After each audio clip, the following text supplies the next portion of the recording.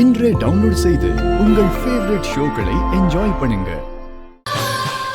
வாங்கம்மா, ஒரு 15 நிமிஷம்மா அம்மனுக்கு அலங்காரம் பண்ணிக்கிட்டு இருக்கோம், முடிஞ்சிடும். கொடுங்கம்மா.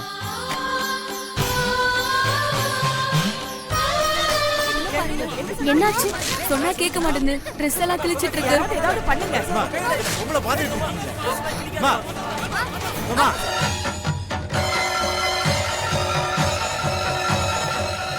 அம்மா புடவை கொடுமா, இது சாமி புடவைமா. அம்மா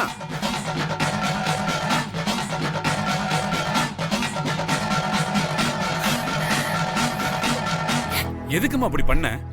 இந்த புடவைய சாமிக்கு சாத்துறதுக்காக யாரு கொடுத்தாங்கன்னு தெரியுமா? இப்ப அவங்களுக்கு நான் என்ன பதில் சொல்லுவேன்? இந்த புடவைய யார் வேணா படிச்சிருக்கலாம் சாமி.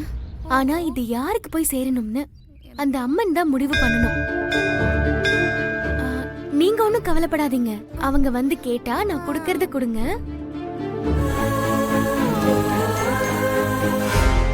நீங்க வேண்டுதலுக்கு வச்சிருந்த புடவைய அந்த பொண்ணுக்கு நான் போட்டதுக்கு தயவு செஞ்சு என்னை மன்னிச்சிடுங்க.